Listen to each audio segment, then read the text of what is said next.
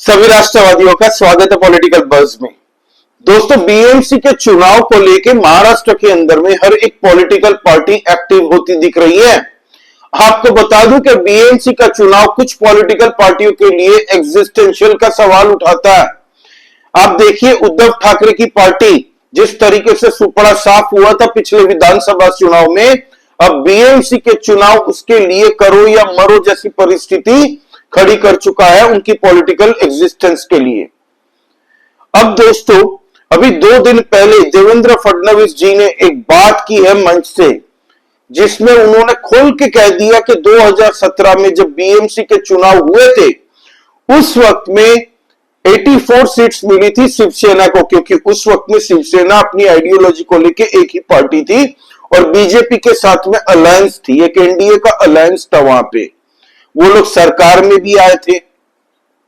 तो शिवसेना को 84 सीट्स मिली थी, बीजेपी को 82 मिली थी, कांग्रेस को 31 मिली थी आई गेस, और शरद पवार की एनसीपी को 9 सीटें मिली थी और मनसे को कुछ 7 सीटें मिली थी। ठीक है, तो अब 2019 में उन्होंने हमारी पीठ पे छुरा घोंपा, ये बात कही है देवेंद्र फडणवीस जी ने कि अपनी चीफ मिनिस्टर बनने के महत्वाकांक्षा में उद्धव ठाकरे को एक यूजफुल इडियट की तरह यूज किया गया कि भाई ये बंदा को एक काम करो, बीजेपी से गठबंधन इसका तोड़वाओ, इसको बना दो चीफ मिनिस्टर, और एक बार ये चीफ मिनिस्टर बना तो फिर से लूट मचेगी महाराष्ट्र के अंदर में। और हुआ भी कुछ वैसा ही।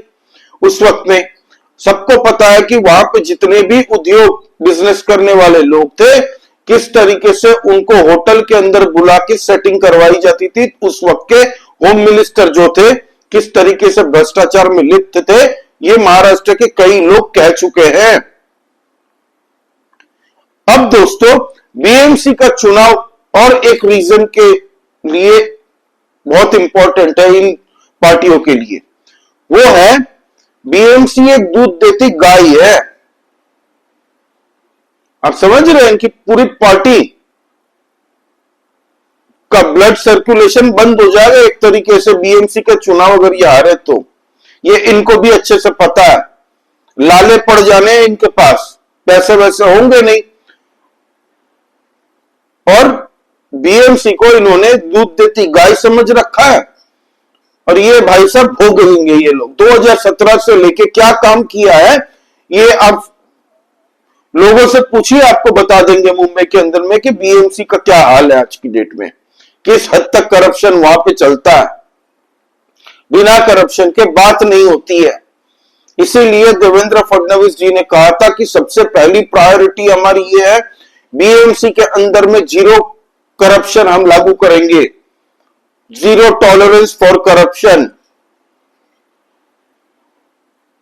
एनीवे, अब दोस्तों मजे की बात यह है कि पिछले विधानसभा में, मतलब 2024 से पहले के, इन लोगों को मिली थी उद्धव ठाकरे की पार्टी को 57 सीटें जीते थे ये लोग।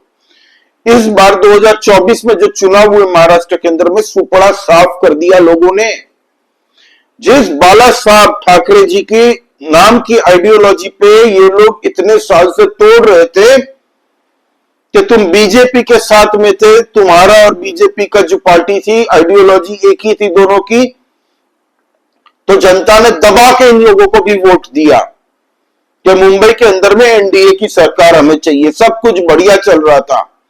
खुद चीफ मिनिस्टर बनने के चक्कर में इन्होंने बीजेपी के पीठ पे खंजर भोंक दिया था। 2.5 साल के अंदर में क्या हुआ हम सबको पता है, किस हद तक लूट मचाई इन लोगों ने महाराष्ट्र के अंदर में, ये सबको पता है। पालघर में साधुओं को मार दिया गया भीड़ के द्वारा पुलिस के सामने उस वक्त में, फिर अर्नब गोस्वामी को किस तरीके से प्रताड़ित किया, ये सबको पता है। महाराष्ट्र का क्या हाल कर दिया था इन लोगों ने। कोविड के वक्त में भी जिस हद तक मिसमैनेजमेंट किया था इन लोगों ने, अपने बेटे का पॉलिटिकल फ्यूचर सिक्योर करने के चक्कर में है उद्धव ठाकरे इस वक्त में। अब दोस्तों, इनके राज्यसभा सीट इनके पास है नहीं। अब जो हाल जनता ने किया है ना, अब आने वाले टाइम में जो जो इनके राज्यसभा के एमपी है, अब देख लीजिए संजय राउत को, भाई साहब आजकल तारीफ कर रहे हैं कांग्रेस पार्टी का, क्योंकि पता है अभी थोड़े टाइम बाद जब राज्यसभा की एमपी का टेन्योर खत्म हो जाएगा, फिर पार्टी के अंदर में क्या हाल होने वाला है इसका वही जानता हूं। और मुझे लगता है इसीलिए अब यह कांग्रेस के पीठ में कूदने की तैयारी में है इस वक्त।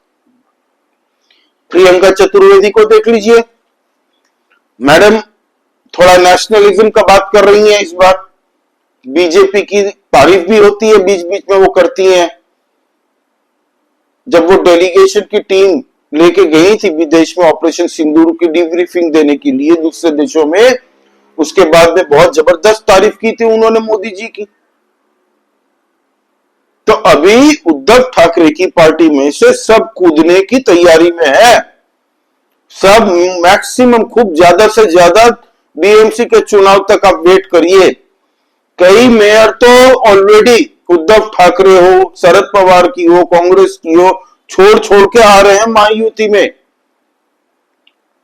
बाला साहब ठाकरे जी की एक लेगेसी थी, एक ऑरा था, और ये दोनों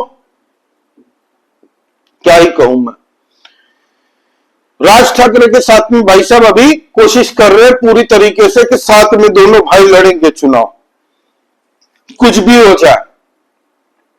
बीएमसी दोनों के एग्जिस्टेंशियल का सवाल है भाई, डू और डाई का सवाल है। बीएमसी के चुनाव को हम ऐसे ही नहीं हार सकते। अगर बीएमसी हार गए तो हमारे पास करने के लिए कुछ नहीं होगा। फिर बीजेपी कभी भी हमें ना विधानसभा, ना लोकसभा और ना बीएमसी के, ना लोकल पंचायत चुनाव में भी हमारा सुपड़ा साफ कर देगी। हमारी पार्टी फिर कभी नहीं आएगी कहीं पे भी। और पार्टी चलाने के लिए भाई पैसे की जरूरत होती है, पैसे। आज एक शिवसेना का, उद्धव ठाकरे का जो ऑफिस होता है ना, पार्टी ऑफिस जहां पे कार्यकर्ता आते हैं, हर सपोज रोज दिन में अगर 2-3 बार भी चाय पिलाना होता है ना कार्यकर्ताओं को, सोचिए 25-30 कार्यकर्ता वहां पे बैठे हैं, तो सबको अगर पूरे दिन के अंदर में 3 कप भी चाहिए, एक एक जन पीता है सुबह दोपहर शाम, तो खर्चे तो होते हैं ना भाई। इलेक्ट्रिसिटी बिल तो आता है ना भाई, पोस्टर बैनर छपवाने में लगता है ना, प्रचार प्रसार करने में लगता है ना, कहां से आएंगे।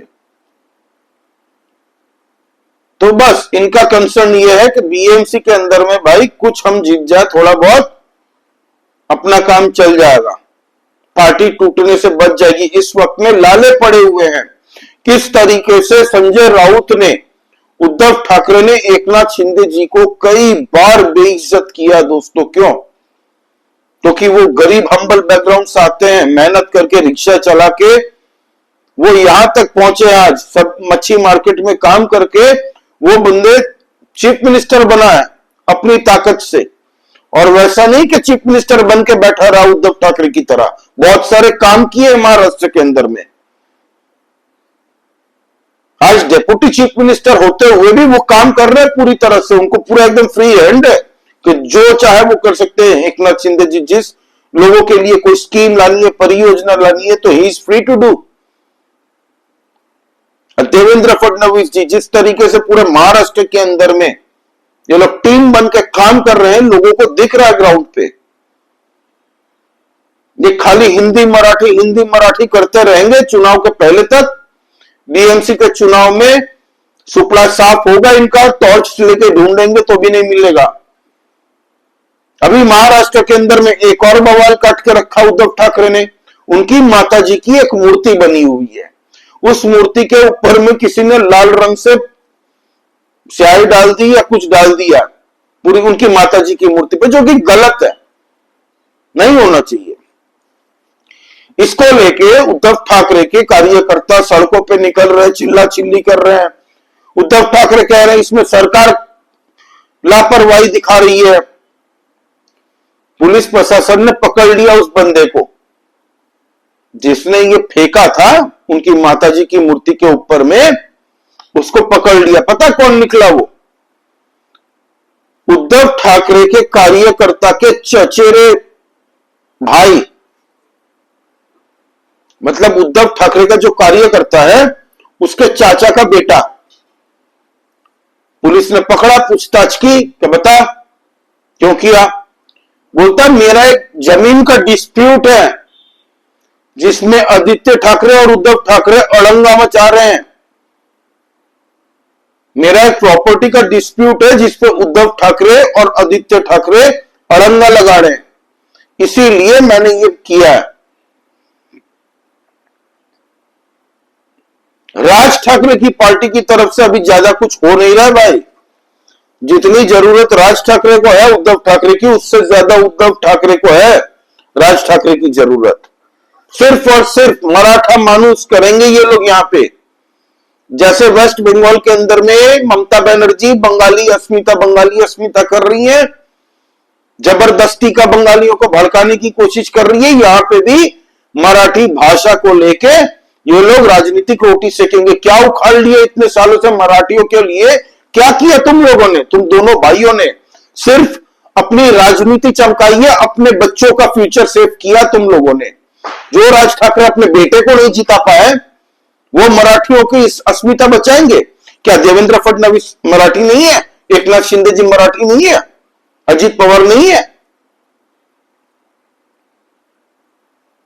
कोई पता कर ले बढ़िया से कि इनकी बाला साहब ठाकरे जी की फैमिली कहां से आई थी। ये ठाकरे जो सरनेम है ना, उसका पहले ओरिजिनल स्पेलिंग क्या होता था,